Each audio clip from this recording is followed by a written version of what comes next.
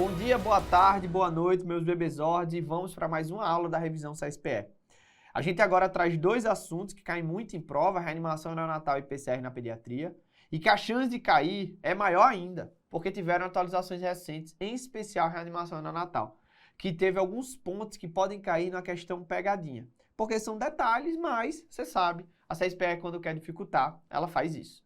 E como vocês já estão acostumados, a gente traz aqui a introdução do nosso assunto com a questão. Recém-nascido termo, que nasceu chorando e com bom tônus, e a questão quer saber o que é que o pediatra vai fazer. E aí, a gente vai para o assunto reanimação neonatal, que vocês lembram. Ela é feita em etapas, tem os gatilhos para cada uma dessas etapas, mas tudo começa com a avaliação da vitalidade do recém-nascido. Só que antes da criança nascer, a gente precisa deixar tudo pronto. Então é importantíssimo que todo o material, toda a equipe esteja preparada para uma possível reanimação neonatal. Então eu tenho que testar o berço, eu tenho que testar a fonte de oxigênio, testar o aspirador, o laringoscópio, os tubos endotraqueais têm de estar ali disponível para você, bolsa, válvula, máscara ou ventilador em T, tudo isso tem que estar preparado. Além disso, você tem que ter uma equipe preparada para a reanimação neonatal para cada uma das crianças que estão ali para nascer. Ou seja, se você tiver trigemelar, você tem que ter 3 equipes disponíveis e treinadas para a reanimação neonatal. Então, sabendo que eu deixei tudo preparado na minha sala de parto, como é que eu avalio a vitalidade desse recém-nascido? A gente vai fazer 3 perguntas com respostas simples. Ou é sim ou é não. Quais são as 3 perguntas? A primeira é em relação à idade gestacional. Minha criança é termo ou não? Segunda, minha criança nasceu respirando de forma regular ou chorando? E a terceira é sobre o tônus. Será que o tônus está bom? O tônus está em flexão? Então, se minha criança responde todas as 3 perguntas com sim, acabou, pessoal. Cuidado de rotina junto à mãe. Eu vou colocar essa criança ali no colo materno, na barriga materna, manter o contato pele a pele até para manter a temperatura do recém-nascido e vou ficar ali, ó, reavaliando a criança de forma clínica mesmo, para justamente você não ter surpresas. Então, essa daí é a conduta para a criança que tem a vitalidade, ó, preservada, ou seja, respirou de forma regular, chorou, tem um bom tônus e para completar, ela é termo. Se minha criança, pessoal, ela tem todas essas características, eu não vou precisar prosseguir na reanimação. E aí a gente chega justamente aos cuidados de rotina. E a maioria das perguntas sobre os cuidados de rotina são sobre o clampeamento do cordão umbilical. E esse clampeamento do cordão umbilical, ele de preferência deve ser feito de forma oportuna. Só que esse clampeamento de forma oportuna, ele não estratifica mais termo ou não termo. Ele vai estratificar em 34 semanas para cima, menos do que 34 semanas. E por que eu estou falando isso para vocês? Porque se você pega uma criança que tem a vitalidade preservada, ou seja, tem um tônus bom, está respirando de forma regular, mas não é termo, só que tem uma idade estacional ali entre 34 e 37 semanas, então tem 35 semanas. Ou mesmo uma criança com 30 semanas, se ela tem toda a vitalidade restante preservada, pessoal, você pode fazer esse clampeamento oportuno. Isso não tira o fato de você ter que pegar essa criança e levar para o berço aquecido para iniciar a reanimação neonatal. Mas você pode fazer o clampeamento oportuno, sim, do cordão umbilical. E o que seria esse clampeamento oportuno? Nos maiores de 34 semanas, mínimo de 60 segundos. A atualização, porque agora a gente não fala mais de 1 a 3 minutos, fala de mínimo de 60 segundos. E na criança menor do que 34 semanas, a gente fala de um mínimo de 30 segundos para clampear o cordão umbilical. Além disso, a gente vai tender a manter a normotermia da minha criança, então eu vou lá manter ela contato pele a pele com a mãe. Caso seja um prematuro, a gente vai levar para o berço aquecido, vai colocar lá a touca, vai colocar o saco térmico, e essa temperatura ideal é entre 36,5 e 37,5. Um fator muito importante para manter a normotermia do meu recém-nascido é a temperatura da sala de parto. E isso teve mudança. Por quê? Porque agora a gente fala que a temperatura da sala de parto deve ser idealmente entre 23 e 25 graus Celsius. A gente não fala mais de 23 a 26, agora é 25. Então notem que as pegadinhas já podem estar nesses números na sua prova. Outra característica ali dos cuidados de rotina é sobre o aleitamento. Então a gente vai, pessoal, orientar com o aleitamento materno. Aproveite o que nós chamamos de Golden Hour. Ou seja, vai ser amamentar pela primeira vez ali, na primeira hora de vida, ainda na sala de parto. E a terceira característica desses cuidados de rotina é a aplicação da vitamina K. Então a gente vai fazer aquela vitamina K em dose única, na grande maioria das vezes, de forma intramuscular. Então esses são os cuidados de rotina e a gente não pode esquecer, principalmente dessas atualizações. Mas digamos, então, que a minha criança nasceu com uma questão. 39 semanas, nasceu chorando, nasceu com bons, ou seja, termo, nasceu respirando ou chorando, nasceu com tons de inflexão. O que eu faço?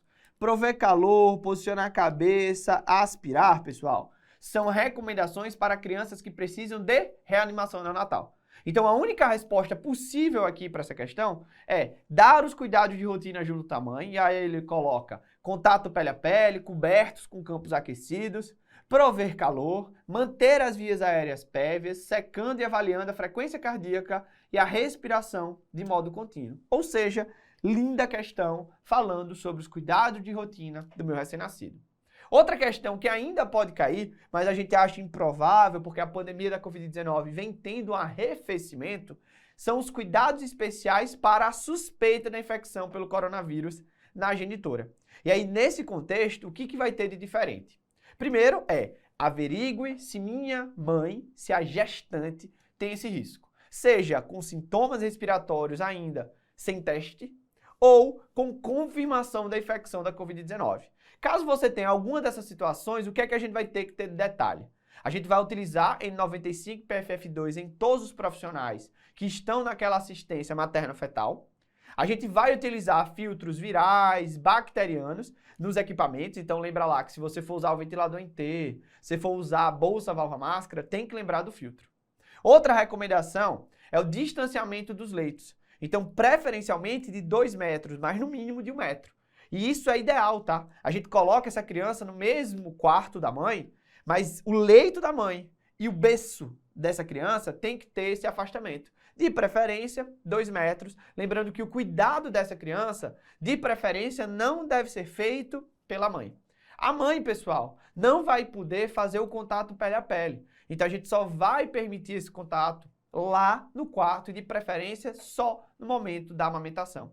Então na amamentação vai ser justamente o momento que essa mãe vai ter contato com a criança, mas de preferência com a utilização de máscara, no ambiente arejado e após uma higiene adequada da mão. Então depois que essa mãe amamentou, o resto dos cuidados deve ser feito por outro cuidador, na tentativa de reduzir o risco de transmissão. Então, na hora que a gente volta para essa questão, que foi, pessoal, bem polêmica, o que é que a gente tem? Assinale a alternativa correta em relação à assistência neonatal na sala de parto e alojamento conjunto no contexto da infecção pelo novo coronavírus. A letra A fala que para mães com sintomas de síndrome gripal, as precauções consistem na manutenção de no mínimo 1 metro e preferencialmente 2 metros entre o leito materno e o berço do recém-nascido. Isso está correto, porque fala síndrome gripal, então não falou ainda se foi testada, se não foi testada, e coloca aqui os 2 metros de distanciamento entre os leitos, então isso está correto. A letra B fala que em partos de parturientes sintomáticas ou que tenham contato com caso suspeito de infecção pelo SARS-CoV-2, deve-se evitar o clampeamento tardio do cordão. Isso não deve ser feito, o clampeamento é mantido da mesma forma. O que muda é que não tem o contato pele a pele da mãe com o recém-nascido. A letra C fala que no caso de mãe com suspeita clínica ou confirmada da Covid-19, sugere-se a acomodação privada com recém-nascido em alojamento conjunto e alta, somente após 5 a 7 dias para vigiar aparecimento de sintomas. Isso não é recomendado. A alta vai ser feita da mesma forma que é feita de forma habitual, sem necessidade de cuidados especiais por causa da possibilidade da infecção pelo SARS-CoV-2. A letra D diz que no caso de uma mãe com suspeita clínica ou confirmada de Covid-19, sugere-se a interrupção do aleitamento materno. Isso é falso. Lembre que o aleitamento materno vai ser feito com os seus cuidados. E a letra E diz que em partos de parturientes sintomáticas ou que tenham contato com caso suspeito da infecção pelo SARS-CoV-2, deve-se evitar o contato pele a pele do bebê com a genitora. Ou seja, correta a letra E. Então essa questão, na concepção da médico residente, tinha 2 respostas. Foram feitos vários recursos, mas a banca, pessoal, não aceitou, tá? eles não aceitaram essa recomendação da letra E, que é uma recomendação defendida pela SBP. Nas mães que são suspeitas de infecção ou têm infecção confirmada pelo SARS-CoV-2, não se deve fazer contato pele a pele. Então, apesar da CSPE não ter aceitado os recursos, essa é a recomendação e é isso que vocês têm que levar para a prova, caso haja necessidade. A gente vai fazer novos recursos, tá? Mas vamos seguir aqui para o protocolo sequencial da reanimação neonatal. Notem que essa criança, ela é termo, 41 semanas, mas ela nasceu flácida e sem chorar, ou seja, tem reanimação neonatal indicada. E aí, pessoal, a gente vai para os passos iniciais. O que é o passo inicial, né? São várias etapas. E aqui a gente vai ter a recomendação, a indicação, a partir do momento em que você responde não para pelo menos uma das 3 perguntas. E aí eu tenho indicado o PPAS. Esse é o mnemônico que a gente usa aqui no médico residente. E eles devem todos serem feitos em até 30 segundos de vida. Então é uma coisa que todo mundo tem de estar muito bem preparado para que o tempo seja realmente realizado aí conforme a recomendação. Só que tem um detalhe, tá, pessoal? A gente tem uma atualização que, na minha opinião, é a que tem mais chance de cair na prova. Qual é essa atualização? A recomendação do estímulo tátil. Então lembra lá comigo que a gente faz 3 perguntas ao nascimento de todas as crianças. Só que se minha criança nasceu respirando ou chorando, se minha criança tem um tônus em inflexão, mesmo que ela não seja termo, eu posso fazer o clampeamento oportuno do cordão umbilical. E depois, caso ela não seja termo, realizar os passos iniciais. Só que se minha criança nasce com a vitalidade realmente comprometida, ou com prejuízo da respiração e ou com prejuízo do tônus, eu posso fazer o estímulo tátil. Ele é feito de forma delicada, até 2 vezes, na tentativa da criança começar a respirar antes do clampeamento do cordão umbilical. Então eu vou lá, faço o estímulo tátil 1 vez, 2 vezes, e aí eu vou lá e clampeio o cordão e levo para a realização dos passos iniciais. E esses passos iniciais vão ser aplicados em qual local? No berço aquecido. Então o primeiro P é o provimento de calor. Então a gente vai levar para o berço aquecido com aquela fonte de calor radiante. Se minha criança tem menos do que 34 semanas, eu ainda vou fazer uso do saco plástico, da touca dupla. E lembra, que se tem menos do que 1000 gramas e você está no serviço de referência, até o colchão térmico você pode utilizar. O segundo passo, que é o segundo P, é justamente o posicionamento de quem? Da cabeça, em leve extensão, na tentativa de facilitar a ventilação da minha criança, por causa da retificação da via aérea. O terceiro passo é o A, que é a aspiração de bocas e narinas, caso haja necessidade, ou seja, caso haja secreção. E o quarto passo é o S, que é secar o paciente, retirar os campos úmidos que estão naquela localização. Então, os passos iniciais devem ser feitos em até 30 segundos, PPAS. Prover calor, posicionar a cabeça, aspirar se necessário e secar meu paciente. Lembrando, tem a atualização na jogada, que é o estímulo tátil. Não pode esquecer. Felipe, a criança foi lá, fez os passos iniciais em 30 segundos, o que é que eu vou fazer logo depois? Checar a respiração, frequência cardíaca. Qual é o objetivo depois dos passos iniciais? É que minha respiração agora tenha sido assumida e seja regular, e minha frequência cardíaca ela esteja acima de 100. Esse é o meu objetivo. Se depois dos passos iniciais tá tudo ok, tudo tranquilo, eu vou lá e faço os cuidados de rotina na sala de parto. Pego a criança, tiro do berço aquecido e coloco junto com a mãe, coloco para amamentar na primeira hora e vou checando, óbvio, pessoal, a vitalidade de forma contínua. Essa é a recomendação. E com isso a gente responde a questão anterior. Então ele fala lá de uma criança que não nasceu, né, com a vitalidade ok, a vitalidade realmente estava comprometida. E aí com as recomendações atuais, o que era para fazer? Fazer o estímulo tátil 2 vezes na criança para depois realizar o clampeamento do cordão umbilical. Aí eu peguei e clampeei o cordão umbilical, eu vou fazer o quê? PPAS, prover calor, posicionar a criança, aspirar se necessário e fazer a secagem. Essa daí é a nossa recomendação mais rápida, 30 segundos para fazer isso. Então qual é a alternativa que traz isso? A letra A e a letra B não tem como você responder, porque fala do contato pele a pele, isso aí só vai ser feito depois e se os passos iniciais foram suficientes. A letra E fala de levar ao berço da reanimação e não estimular, então nem nas atualizações recentes você teria essa recomendação, né, de não estimular, você agora tem que estimular. E o outro fato é que você não entuba de cara, existem outras etapas que a gente vai ver ao longo dessa revisão. E aí a gente tem a letra C, que fala levar o berço, posicionar o recém-nascido e aspirar as vias aéreas, só não fala do secar, mas para essa questão é a melhor resposta. E a letra D fala levar o berço, posicionar e realizar estimulação tátil, pessoal. O que é que está errado aí, até para as recomendações atuais? É que a realização de estímulo tátil, para as recomendações atuais, ela vem antes de levar ao berço de reanimação. Então, olha que detalhe, mesmo com as atualizações recentes, a gente não consideraria isso aí como resposta possível. Então, questão interessante, melhor resposta, letra C. E a gente continua com a outra questão, que é uma criança que também precisa de auxílio. Foi uma criança que, apesar de ter nascido termo, nasceu com respiração irregular e com membros hipotônicos. Então, Felipe, o que é que a gente vai revisar agora? A manobra mais importante da reanimação neonatal, a ventilação com pressão positiva, a nossa querida VPP. E quem é que tem indicação da VPP? Então eu fui lá, fiz as 3 perguntas, uma delas foi não, eu vou indicar os passos iniciais, o PPAS. Depois do PPAS, eu checo a respiração e a frequência cardíaca. Se minha respiração ela continua irregular ou inefetiva, é um gasping, ou eu tenho uma frequência cardíaca abaixo de 100, eu tenho indicação de VPP. Então, se eu não fui uma criança que respondia aos passos iniciais, minha próxima etapa é a VPP. E quais são as características da VPP? Ela deve ser iniciada no minuto de ouro, ou seja, dentro do primeiro minuto de vida da minha criança. A gente vai, além de indicar a VPP, de começar a VPP, eu vou aplicar o monitor cardíaco e oximetria de pulso no membro superior direito, para monitorizar a minha criança. O monitor cardíaco vai ser a utilização de 3 eletrodos para utilizar como cardioscópio, na tentativa da gente ficar avaliando de forma contínua a frequência cardíaca, e a oximetria de pulso para avaliar a saturação pré-ductal. E notem que essa VPP, inicialmente, ela vai ser aplicada com bolsa, válvula, máscara. Essa, geralmente, é a utilização em todos os ambientes. A gente pode até utilizar o ventilador IT com a máscara, pode, mas em geral são serviços mais especializados, com partos de alto risco em maior quantidade. Então eu tenho que realmente saber bolsa, válvula, máscara, porque aí eu não preciso de equipamentos mais sofisticados. Mas digamos que a questão quer saber realmente recomendações da VPP. O que é que ela pode cobrar? Ela pode cobrar a necessidade de oxigênio na reanimação neonatal. E a gente lembra vocês que a saturação-alvo, que é a pré-ductal, vai ser a orientação para aumentar ou para diminuir o oxigênio suplementar.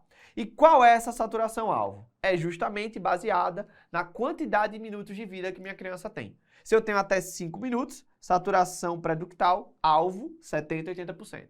De 5 a 10 minutos, 80% a 90%. Se tem mais do que 10 minutos de vida, saturação pré-ductal alvo entre 85% e 95%. Lembrando que a concentração de oxigênio inicial ela é baseada na idade gestacional da minha criança.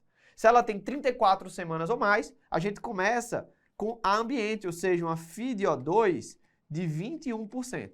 Se minha criança tem menos do que 34 semanas, a FiDO2 ela é de 30% inicialmente. Aí a gente vai lá, aplica, né, essa ventilação com pressão positiva sobre esses 2 dispositivos, que é a bolsa válvula máscara, e aqui tem a representação, e ele coloca aqui o filtro bacteriano viral para vocês não esquecerem do Covid-19, e esse aqui, para quem não conhece, é o que nós chamamos de ventilador em T. Ou seja, a gente tem aqui quem dá a pressão, que é esse aparelho, a gente tem uma válvula aqui que coloca a pressão positiva na nossa ventilação, aqui é a máscara e nós temos de novo o filtro para vocês não esquecerem da Covid-19. Aí a gente aplicou, né, essa VPP. Em qual frequência? A gente vai utilizar 2, digamos assim, frases para lembrar da frequência, que é o que nós chamamos de aperta, solta, solta, quando a gente utiliza bolsa, válvula, máscara, e a gente pode utilizar o oclui, solta, solta, quando utilizamos o ventilador mecânico em T. Essas são as recomendações da ventilação com pressão positiva. E aí, voltando para a questão, nós temos uma criança que está precisando dos passos iniciais, porque ainda não foi feito.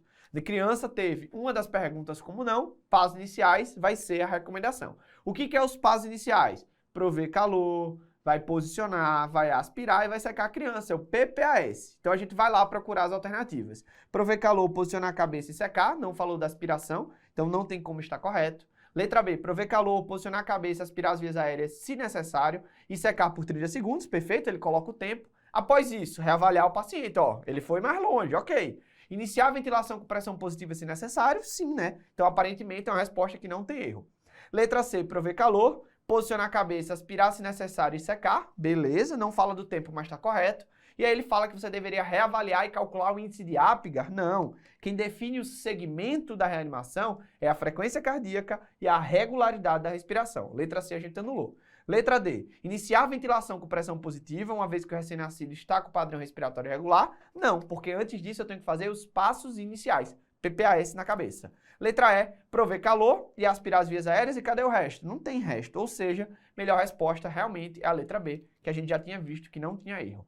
Então vamos lá para a próxima questão, tá, pessoal? Então, SESPE 2022.2, trazendo a gestante 39 semanas, que a criança não teve boas condições de vitalidade, né? E quer saber o que indica o início da ventilação com pressão positiva, a VPP. Então vocês não podem esquecer. Criança nasceu com condição de vitalidade prejudicada, passos iniciais, PPAS, prover calor, posicionar, aspirar e secar. O próximo passo é ver se precisa ou não de VPP. Como é que eu vejo? Checo frequência cardíaca, checo a respiração. Quando meu paciente tem uma frequência cardíaca abaixo de 100 e ou uma respiração irregular e inefetiva, meu próximo passo é continuar na reanimação neonatal e indicar a VPP. Então é isso que eu tenho que procurar nas alternativas. A letra A fala frequência cardíaca maior que 100 e a letra E fala frequência maior que 120. Não, pessoal, seria menor do que 100. Então letra A e letra E você anula. A letra D fala ausência de choro. Choro não está aqui nas minhas avaliações. Só que lembra, pessoal, eu posso ter ausência de choro? Posso. Porque se meu paciente tem uma respiração regular e não está chorando, ok, acabou a reanimação neonatal, a criança está com a vitalidade preservada. Então, ausência de choro não deve indicar prosseguimento da reanimação. Outra coisa, ó, cianose com respiração regular após cuidados iniciais tem indicação de reanimação, pessoal, de seguir na reanimação? Também não. Notem, não está aqui entre os parâmetros. E outra coisa, se você lembra, quando a criança tem até 5 minutos de vida, ela pode ter uma saturação alvo entre 70% a 80%, ou seja, ela é cianótica. Então, cianose com o paciente com o restante das avaliações normais não tem indicação de prosseguir na reanimação. Então, qual é a minha resposta? Só pode ser a letra B. Respiração irregular ou inefetiva ou frequência cardíaca abaixo de 100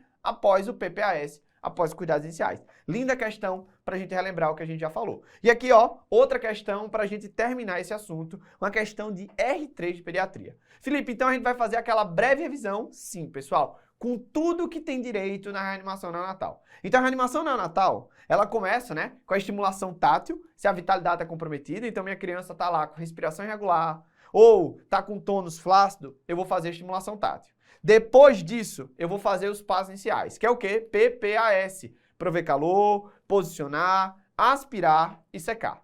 Depois disso, checo o meu paciente. Vou avaliar a minha criança. Avaliar o quê?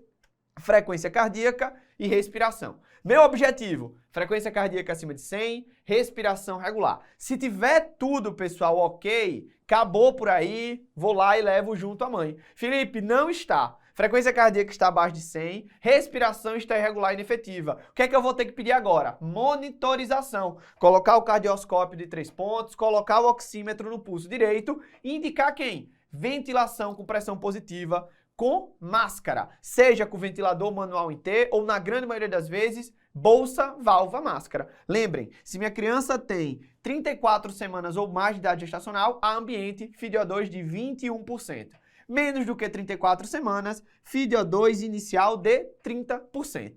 Fui lá, fiz a VPP, meu paciente vai precisar ser reavaliado. De novo, o quê? Frequência cardíaca acima de 100, respiração regular. Então, se os objetivos não foram atendidos, indicado agora intubação orotraqueal.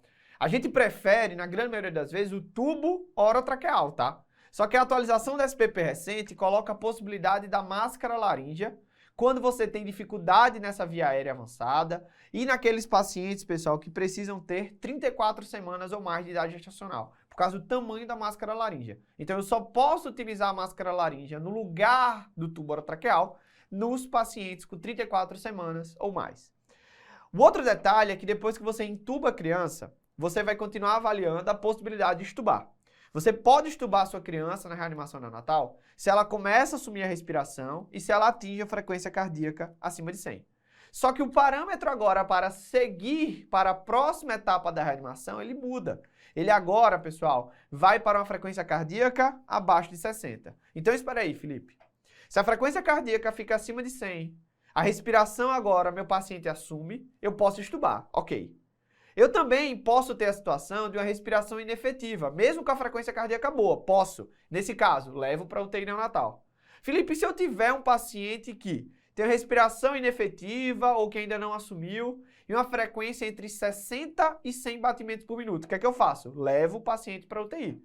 Se ele tiver uma frequência cardíaca abaixo de 60, a gente segue no fluxograma da reanimação neonatal.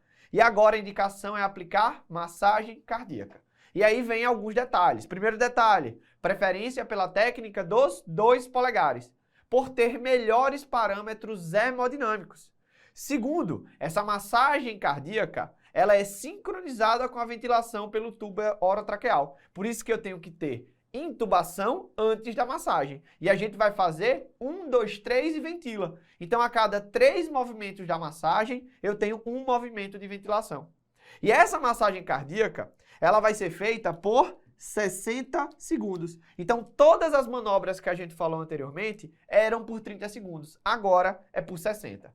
Fiz a massagem cardíaca por 60 segundos, porque meu paciente tinha uma frequência cardíaca abaixo de 60, com a intubação efetiva e geralmente com a FiO2 já de 100%, e meu paciente continua com a frequência cardíaca abaixo de 60. O que é que eu faço? Checo a técnica da massagem. Então, outro detalhe de reanimação. Eu só passo para a próxima etapa se a minha técnica já foi checada e se ela está adequada. Ah, Felipe, chequei técnica, minha massagem tá top, minha massagem cardíaca tá perfeita. O que é que eu faço agora? Eu indico drogas. E quando eu falo drogas na reanimação neonatal, a gente já lembra, pessoal, tem que ter um acesso. Qual é o acesso mais recomendado? Cateterismo umbilical. A gente vai lá na veia umbilical e cateteriza para aplicar as drogas, que em geral vai ser quem, Felipe? Nossa adrenalina. Eu também posso utilizar quem? Soro fisiológico, naqueles casos que eu acho que teve perda sanguínea no momento do parto. Qual é a outra atualização da SBP agora recente? É a possibilidade da via intraóssea. A gente já tinha isso, pessoal, nas recomendações, mas agora está escrito e muito bem claro. Se meu paciente não conseguiu ter um cateterismo umbilical bem feito, eu posso fazer o acesso intraósseo. E tem uma observação, né? Se você não consegue um acesso, você ainda está adquirindo esse acesso, eu posso fazer medicações por via traqueal. Só que na grande maioria das vezes a gente deixa isso aí como um salvador. A gente vai preferir mesmo cateterismo umbilical venoso ou a via intraóssea. Então notem que todas as etapas de reanimação neonatal é uma coisa atrás da outra. Faço as perguntas, se a vitalidade está comprometida, posso fazer estimulação tátil, mas tenho indicação dos passos iniciais, PPAS. Não respondeu, VPP. Não respondeu, VPP por mais 30 segundos checando a técnica. Não respondeu, intubação. Não respondeu, massagem cardíaca. Não respondeu, chequei técnica. Chequei técnica e não respondeu, droga. E isso, pessoal, é a recomendação da reanimação neonatal. Lembrou do fluxograma? Acerta todas as questões. Vamos ver aqui essa questão do R3? Em relação à reanimação neonatal, vamos assinalar a afirmativa incorreta. Letra A. A frequência cardíaca é o principal determinante para indicar as manobras de reanimação? Com certeza, a gente viu, pessoal, no fluxograma. Frequência cardíaca acima de 100 em quase todas as avaliações. Depois que minha criança é entubada, eu sigo para a massagem se minha frequência cardíaca está abaixo de 60. Então, sim, frequência cardíaca é o principal determinante. Lembrando que frequência cardíaca é um dos primeiros parâmetros a subir quando você faz a reanimação adequada. Então, é sensacional como parâmetro de avaliação. Letra B. O boletim de Apgar não deve ser utilizado para determinar o início da reanimação, nem as manobras de reanimação a serem instituídas. Perfeito. Vocês viram falando de Apgar aqui? Não falei, pessoal. Ele é um parâmetro que a gente pode utilizar sim para avaliar a vitalidade, mas para a reanimação neonatal ele não vai ser utilizado. Então, letra B, certinha. Letra C. Estão indicadas compressões torácicas para massagem cardíaca apenas quando a frequência cardíaca estiver menor que 50? Não. Quando a frequência cardíaca estiver menor que 60 e meu paciente já estiver entubado de forma adequada. Ou seja, letra C é a nossa resposta. Letra D, o recém-nascido logo após o nascimento deve ter uma frequência cardíaca acima de 100? Com certeza, esse é o nosso parâmetro de avaliação. E a letra E fala que a reanimação neonatal na sala de parto de um recém-nascido menor do que 1.000 gramas deve ser feita com o recém-nascido envolvido no saco plástico, de preferência com o quê? Com touca dupla, né? Então, tá corretinha a letra E, resposta a letra C. E a gente não vai terminar ainda, pessoal, essa revisão de reanimação neonatal. Por quê? Porque como eu sei que tem uma alta chance de cair as novidades, eu trouxe um compilado para vocês, tá? Esses aqui são os pontos que eu acredito que tem maior chance de cair na sua prova. Então, pessoal, se você quiser, já tira uma foto do slide, bota uma estrelinha no seu material de acompanhamento, porque esse assunto é o que tem muita chance de cair numa questão de reanimação. Vem cá comigo quais são essas atualizações. Primeira, temperatura da sala de parto, que saiu dos 23 a 26 graus para 23 a 25 graus. Ou seja, detalhe pequeno que se eles quiserem ser maldosos, eles podem cobrar. Segunda atualização, e para mim a mais quente de todas, estimulação tátil, que vai ser feita em que pacientes naqueles que não iniciaram a respiração efetiva. E você vai aplicar antes do clampeamento imediato do cordão. Então, meu paciente nasceu com vitalidade comprometida, eu faço a estimulação tátil, depois eu clampeio o cordão umbilical sem esperar aquele tempo do clampeamento oportuno e levo para o berço aquecido para o PPAS. Essas são as recomendações atuais. Terceira atualização, Felipe. Possibilidade do uso da máscara laríngea, que vai poder ser utilizada nos pacientes que não responderam a VPP com máscara facial, que você não conseguiu entubar na grande maioria das vezes ou você não tem habilidade. E ela só vai poder ser utilizada nos recém-nascidos com 34 semanas ou mais de idade gestacional. E a quarta atualização, mas na verdade não é uma atualização, é uma maior escrita sobre esse assunto, é a lembrança da intraóssea, que vai ser uma via de acesso quando eu não consigo fazer o cateterismo umbilical venoso. Então eu não consegui cateterizar o meu recém-nascido, eu vou lá e pego a intraóssea. Com isso a gente acaba os highlights das atualizações e vocês já têm, pessoal, muito embasamento para acertar todas as questões da prova. E vamos começar parada cardiorrespiratória da pediatria. E como de costume, uma questão para abrir, querendo saber quais são os sinais clássicos que acompanham a PCR pediátrica. Então a PCR pediátrica, ela vai ser reconhecida ainda no BLS, que é o suporte básico de vida, e no meu caso, o pediátrico. E como tudo acontece? Tudo vai começar quando a gente vê alguém desacordado ou a gente presencia um colapso súbito. Nesse contexto, eu vou, antes de atender essa paciente, verificar a segurança do local, porque a primeira coisa a ser feita é proteger quem está assistindo o doente. Verifiquei a segurança do local, a segurança do local é ok, eu vou lá e checo a responsividade de quem colapsou. Chamo, não respondeu, o que é que eu faço? Chamo ajuda. Ou, se eu tiver alguém junto comigo, peço para esse indivíduo chamar ajuda. O próximo passo é ver se esse meu paciente está ou não parado. Aí como é que eu vejo? Checo o pulso, checo respiração. Respiração eu avalio com o movimento torácico. E o pulso, Felipe, como é que eu avalio? Pessoal, vou lá nos pulsos, tá? Pulsos centrais. Nos bebês que para o BLS são os menores de 1 ano, a gente checa no foco braquial. Vou lá no pulso braquial e vejo se tem pulso ou não. E nas crianças, eu vou avaliar o pulso carotídeo e o pulso femoral. Quem são as crianças? Não esquece, maior de 1 ano, tá? Quanto tempo eu levo para checar pulso e respiração? Máximo de 10 segundos. Esse é o tempo máximo para checagem, tá? Você não pode gastar muito tempo para avaliar esse pulso, para definir se meu paciente está ou não em PCR. Depois que você checa pulso e respiração, você vai ter basicamente 3 situações. Primeira situação é quando você tem uma respiração inadequada, mas tem pulso e perfusão adequados, e aí nesse caso a gente vai fazer apenas as ventilações de resgate. E como é que é a ventilação de resgate? Uma ventilação a cada 2 a 3 segundos, chegando ali a 20, 30 ventilações por minuto. A segunda situação é no paciente que tem uma frequência cardíaca abaixo de 60, com sinais de hipoperfusão e que não respondeu a VPP, se tinha lá uma ventilação inefetiva, ou um paciente que não tem pulso central ou você não conseguiu avaliar. Então, nesse caso, pessoal, ele está em parada cardiorrespiratória e você vai indicar a RCP, ressuscitação cardiopulmonar. E a RCP é igual a do adulto, tá? A gente vai fazer o CAB. E a letra C é o quê? Compressões torácicas. As compressões torácicas podem ser aplicadas de várias maneiras, como mostra a foto aí, com 2 polegares, com a mão, com 2 dedos, com 2 mãos sobrepostas. Mas o mais interessante é que ela tem, pessoal, que atingir critérios de alta qualidade. Para eu considerar uma compressão torácica de alta qualidade, ela precisa ser forte, ou seja, conseguir comprimir ali por volta de 1/3 do diâmetro anteroposterior do tórax da minha criança.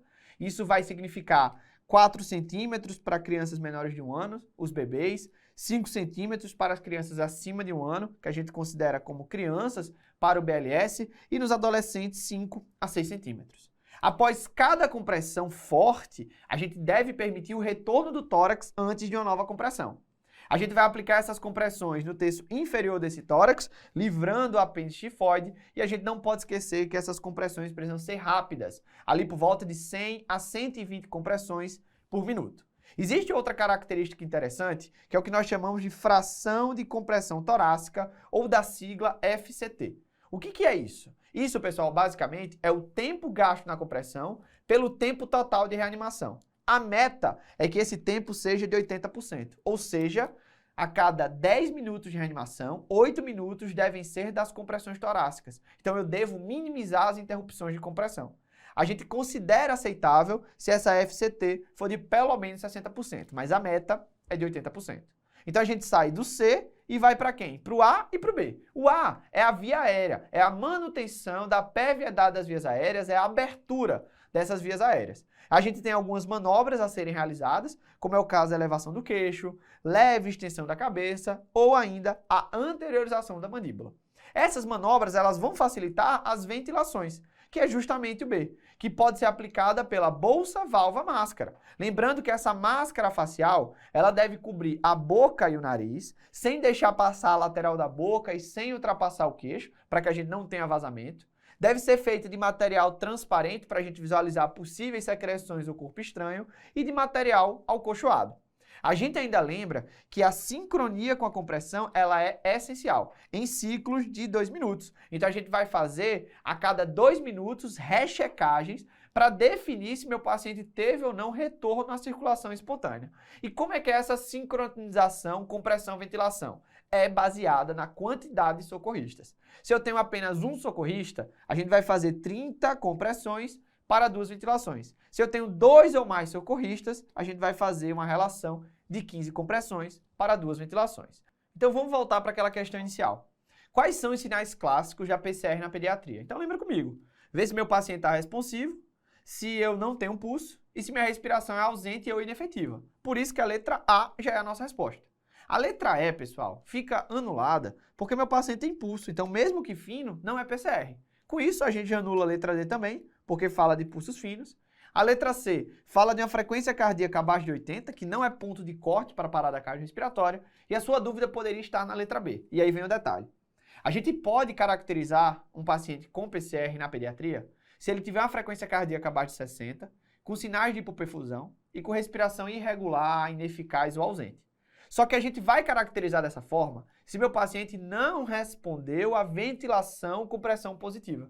Então a letra B ela não tem como ser a resposta, primeiro, porque ele quer os sinais clássicos e a letra A é o sinal clássico da PCR na pediatria e não a letra B.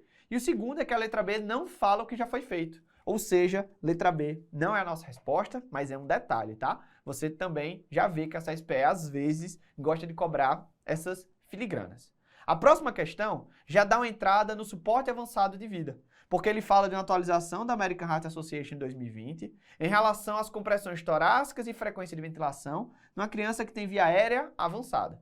E o que eu tenho que lembrar da via aérea avançada para vocês? Primeiro, é que essa via aérea avançada vai assegurar uma melhor ventilação e vai permitir que a gente tenha compressões desincronizadas e ininterruptas. Então, olha o detalhe. Se eu tenho um paciente que não está entubado ainda, eu vou fazer 15 ou 30 compressões, né? Se depende se tem 1 ou 2 socorristas, ou até mais do que 2 socorristas. Vou fazer depois dessas compressões, eu paro, faço 2 ventilações e volto às compressões. Então notem que eu fico fazendo uma coisa, depois a outra, uma coisa, depois a outra. Se eu entubo meu paciente, eu vou fazer as compressões naquela frequência de 100 a 120 compressões por minuto e vou fazer as ventilações em outra frequência, 20 a 30 ventilações por minuto. Aquela ventilação a cada 2 a 3 segundos. Outras atualizações interessantes foi em relação a preferência por tubos com CAF, porque está associado à redução do risco de broncoaspiração e de reintubações, e a pressão cricoide, que não é recomendada. Uma questão, digamos assim, mais chata, ela pode cobrar o tamanho do tubo. E aí a gente lembra. Como eu vou utilizar os tubos com CAF na PCR, a gente lembra que uma criança de 1 mês a 1 ano, o tubo é o número 3, de 1 a 2 anos é o 3,5, e a partir de 2 anos a gente utiliza uma fórmula, idade dividido por 4 mais 3,5. Então, por exemplo, uma criança de 8 anos, 8 dividido por 4, 2, mais 3,5, 5,5. Ah, Felipe, a questão veio cobrando um tubo sem CAF, é uma situação fora da PCR. Como é que eu lembro? Soma 0,5 no tamanho do tubo, que você encontra a numeração do tubo sem CAF. E aí a gente vai voltar para a questão. Como é que é a relação de compressão torácica e frequência de ventilação com via aérea avançada? Pessoal, vamos lá. 15,2, 10,2, 3,1? Não, né? 15,2 vai ser quando eu não tenho a via aérea avançada e 2 ou mais socorristas. Compressão ventilação 3:1 é para quem? Para reanimação neonatal, quando meu paciente está entubado. Lembra disso, né? 1, 2, 3 e ventila. Então não tem nada a ver com ressuscitação pediátrica de uma criança de 3 anos. Aí ele fala que a letra D administra compressão contínua e uma ventilação a cada 5 segundos. Não, é uma ventilação a cada 2 ou 3 segundos, como está na letra E. Resposta bonita, tá? Então compressão contínua naquela frequência de 100 a 120 por minuto. Ventilação, 20 a 30 ventilações por minuto. Então, coisa bonita, cobrança de assuntos atualizados. Então vamos lá para outra questão. Agora, drogas, desfibrilação. Então a gente vai entrar, pessoal, no suporte avançado de vida mais profundamente. Então, sobre os ritmos de parada cardiorrespiratória, o que é que eu tenho que lembrar? Eu tenho os ritmos não chocáveis, e aqui a atividade elétrica sem pulso e a sistolia. Atividade elétrica sem pulso é quando eu tenho um ritmo organizado, mas eu não tenho pulso. Então, basicamente, a gente vai lá, tem onda P, aí depois um QRS, aí depois ele faz onda T, aí daqui a pouco onda P, QRS, aí tem onda T, ou seja, ele tem uma atividade elétrica organizada, mas não tem pulso. Isso é uma ESP. E a sistolia, Felipe, como é que aparece lá? Aparece desse jeito, uma linha só, um tracejado sem nada. Ou seja, é a sistolia. Ritmos não chocáveis, eu não vou chocar. E os ritmos chocáveis, pode ser o quê? A TV, que é a taquicardia ventricular, e a FV, a fibrilação ventricular. Essa daqui é uma taquicardia ventricular, que é monomórfica, ou seja, você tem um QRS alargado, você tem um ritmo ali regular, e a fibrilação ventricular é um ritmo caótico, os intervalos RR eles não são respeitados, e a gente pode ter várias formas de apresentação. Quando eu tenho os ritmos chocáveis, eu posso o quê? Chocar, né? Eu posso desfibrilar. E essa desfibrilação tem que ser lembrada. Por quê? Porque se tem indicação do choque, o DEA, que é o desfibrilador elétrico automático, ou o desfibrilador que você tem no seu hospital, no seu serviço de saúde, é a prioridade. Você vai parar tudo para aplicar esse choque. E aí, óbvio, se eu tenho um paciente que vai receber o choque e eu estou no hospital, eu uso o desfibrilador manual, porque eu vou escolher as cargas. Se meu paciente está no ambiente que não tem o desfibrilador manual, que está lá no aeroporto, está no local público, a gente, em geral, utiliza o DEA. Esse DEA, ele fala tudo, tá? Ele diz o que você vai fazer. Ele fala lá dizendo, ó, choca, não choca, diz que você volta para checar o ritmo, então ele é bem bonitinho. Mas, de novo, você não consegue selecionar a carga. Só que esse DEA vai ter que respeitar o posicionamento de acordo com as recomendações do fabricante. Então, em geral, as PAs vêm dizendo onde é para ser colocada. As cargas são fixas, porque você não consegue selecionar. E a gente pode utilizar o atenuador de carga em crianças pequenas. Naquelas crianças, pessoal, que tem menos do que 8 anos, menos do que 25 quilos. Então, o atenuador de carga pode sim ser utilizado. Já o desfibrilador manual, ele vai precisar ser configurado. E as cargas, elas vão ser progressivas. A primeira carga, em geral, entre 2 a 4 joules por quilo. A segunda carga, 4 joules por quilo. E depois a gente vai aumentando de 2 em 2. 4, 6, 8, até 10 joules por quilo, que é a carga máxima. Lembrando que esses 10 joules por quilo, ele pode sim ser atingido, mas em geral, a gente vai atingir o máximo daquele aparelho. Então, podendo chegar, por exemplo, às cargas de adulto. Então, você tem que respeitar essas recomendações. A gente ainda tem, pessoal, as drogas que podem ser utilizadas na parada cardiorrespiratória. Nos ritmos não chocáveis e nos ritmos chocáveis, a gente pode utilizar epinefrina, de preferência dentro dos primeiros 5 minutos. E lembrem que, dentro dos primeiros 5 minutos mesmo, é principalmente para os ritmos não chocáveis. Porque nos ritmos não chocáveis, eu só vou ter epinefrina para fazer e eu não tenho desfibrilação. Mas lembra que também pode ser feito na TV e FV comparada. todos os ritmos de PCR vão poder ter a epinefrina. Essa epinefrina vai ser na dose de 0,01 mg por quilo, seja intravenosa, seja intraóssea e repetida a cada 3 a 5 minutos. A gente vai também, pessoal, nos ritmos chocáveis refratários, além da epinefrina, além do choque, poder fazer os antiarrítmicos, amiodarona e lidocaína. Pode fazer a amiodarona 5 mg por quilo em bolos, podendo ser repetida mais 2 vezes, e a lidocaína 1 mg por quilo, também em bolos, e você tem de lembrar de prescrever a manutenção após. Então, essas são as drogas que podem ser utilizadas na PCR pediátrica. Então, não esquece, a epinefrina, utilizada em qualquer ritmo de parada, mas lembrem que ela tem de ser feita precoce, em especial nos ritmos não chocáveis, e repetida a cada 3 a 5 minutos. E naqueles ritmos chocáveis refratários, ou seja, foi refratário ao choque, foi refratário à epinefrina, eu posso fazer a amiodarona ou lidocaína. Qualquer uma das duas, não existe diferença em relação aos benefícios dessas medicações. Então, não pode esquecer isso, porque às vezes eles gostam de cobrar esses detalhes. Outra coisa, pessoal, que a gente não pode esquecer, Hs e Ts da parada, ou seja, os tipos de causas que levam a PCR. São os 6Hs e os 5Ts. Quais são os 6Hs? Hipovolemia, hipóxia, o H de acidose, para lembrar do H+, do hidrogênio, hipoglicemia, hipo ou hipercalemia e hipotermia. E os T's são 5. Então tem tensão no tórax, que seria o pneumotórax, o tamponamento cardíaco, toxinas, trombose pulmonar, que é o TEP, e a trombose coronariana. Então, esses aqui sempre precisam ser lembrados no contexto da PCR, na tentativa de você identificar a causa da parada e agir para que meu paciente tenha condições de retornar à circulação espontânea. Com essas informações, a gente volta para a questão. Então, eu tenho uma criança de 10 anos de idade, que é uma cardiopata internada na UTI, em ventilação mecânica e monitorada. Você é chamado de urgência para avaliar e percebe ausência de respiração e de pulsos centrais, ou seja, meu paciente está em PCR. Alguém foi lá, checou o ritmo, que é compatível com fibrilação ventricular.